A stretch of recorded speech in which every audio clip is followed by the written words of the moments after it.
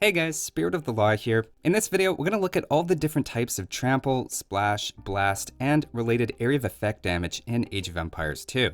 You've probably seen or know of the trample damage that's mentioned in the Byzantines tech tree or in the Slavs tech tree, where it calls it damage to adjacent units. And you might also know that elephants do something kind of similar as well, though as we'll see, it's not exactly the same. Then the Ethiopian torsion engines say it give a greater blast radius, while the Britain's tech Warwolf adds blast damage, so there seem to be various types at play. For this video, we'll see how they all compare, so let's check them out. We'll start off by looking at trample damage, which actually comes in 4 different varieties. The first is what Byzantine Cataphracts get from their tech Logistica and Slavic Infantry get from their tech Druzhina. In both cases, the techs cause your units each time they attack to deal 5 damage to enemy units within half a tile.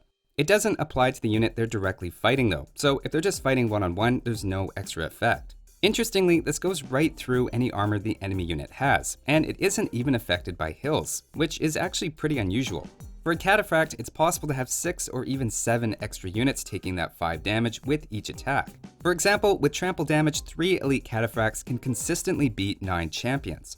If I do the same test again but take away Logistica while leaving the anti-infantry bonus that it also gives, you can see they can't beat the champions anymore. So obviously trample damage can have a noticeable effect. Slavic Infantry after the unique tech Druzhina also works in a similar sort of way. It's arguably one of the best infantry bonuses or techs in the game, as Slavic halberdiers beat Japanese faster attacking halberdiers on a large scale. All those little bits of damage add up, and for halberdier wars in particular, their attacks start so low that it's adding a significant amount to their overall output.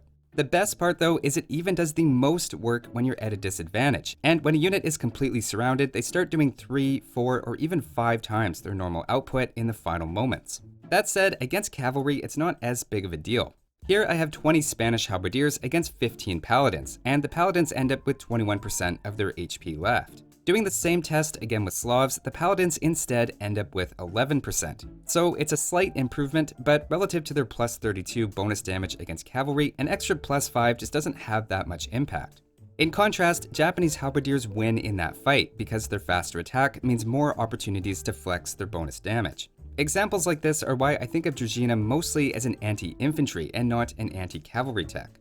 Now, arguably champions benefit just as much or even more than halberdiers, because even though they have higher base attack and so the plus 5 is less in a relative sense, they also attack faster than halberdiers. Of course, if they're attacking faster, they're getting more out of that area damage, and again on a large scale, Slavs trade efficiently against Japanese champions.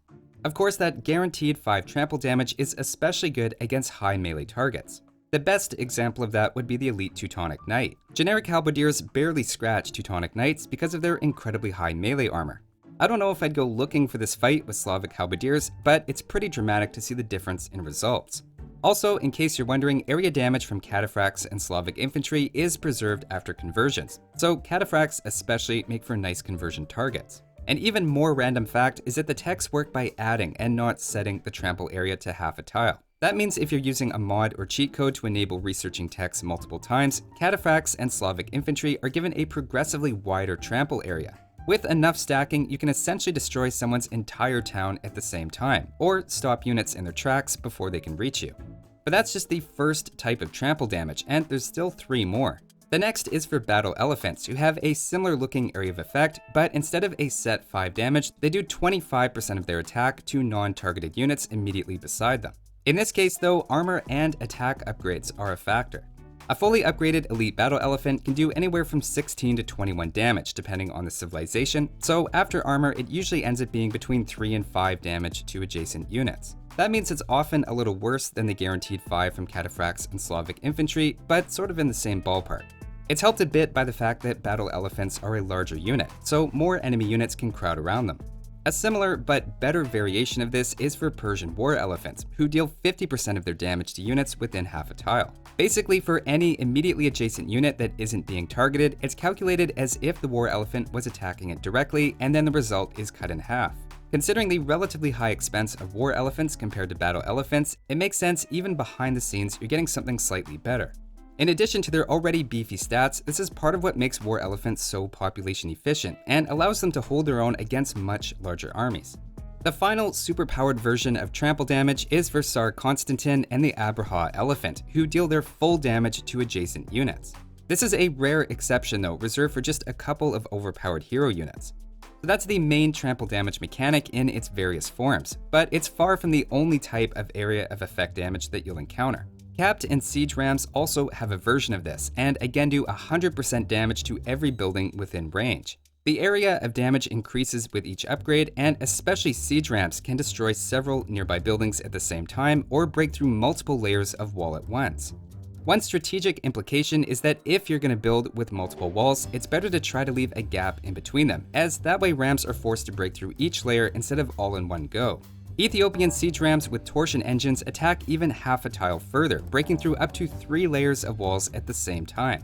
A weird fact related to this is trebuchets are impacted by that as well, whether packed or not. Considering rams also have a massive bonus against siege, and trebuchets in range are taking that damage in full, they actually go down pretty quickly.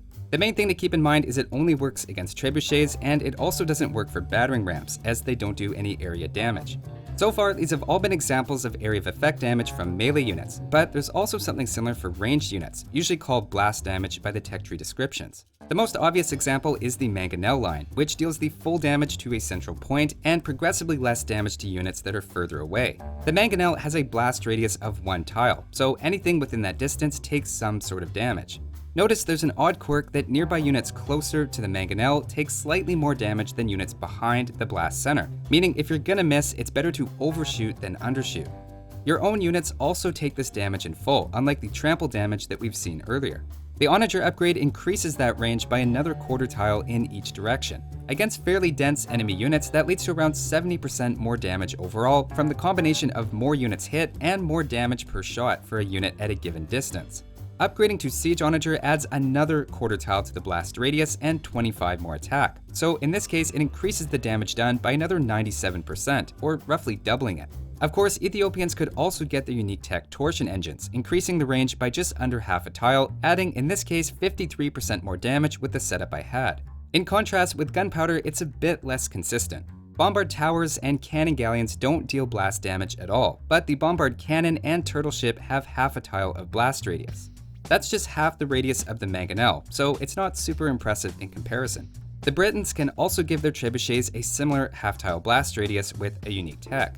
In contrast, another unit that kind of looks like it does blast damage is the Portuguese organ gun, though in their case it's just stray damage caused by missed shots. That said, it's probably the most accurate depiction of area damage, in that it's caused by inaccuracy and not a blast area defined by a neat formula. But then there's the explosive units, who really put the blast in blast radius. The Petard has a range of 0.5 tiles, the Saboteur 2.5, and the Flaming Camel 2. If you see them in action though, it seems the Petard and Saboteur do their full damage to any units in that range, while the Flaming Camel's damage tapers as you get further from the center. My main takeaway from this is anytime you see a Saboteur in a custom scenario, run your units in the opposite direction. Related to this is of course the demo ship line, and in addition to their upgrades giving more attack, the blast radius is also increased by half a tile each time, which in practice is probably even more important. Similar to the Flaming Camel and Mangonel shots, the most damage happens in the center, and the further away they are, the less damage a unit takes. But that brings us to probably the most important area of effect unit, the Cobra Car. It may at first glance look similar to the organ gun stray shots, but in fact every bullet is doing blast damage with a 1 tile radius. You can think of it as a string of 1/4 strength Mangonel shots, though firing 24 times faster than a Mangonel and at long range. Now while they can't hurt themselves with that blast damage, which is also true of the Mangonel line, they can be hurt by the blast damage of other Cobra Cars you control. And finally, a unit you only occasionally see in scenarios but also has some secret blast damage is the Fire Tower. It's actually an interesting case, as it has 0 accuracy, so its blast damage isn't consistent, and instead random bits of damage just appear on units within 1 tile of whatever it's firing at. So that's a summary of all the weird and wonderful types of trample, splash, and blast damage. Thanks for watching, and I'll see you next time.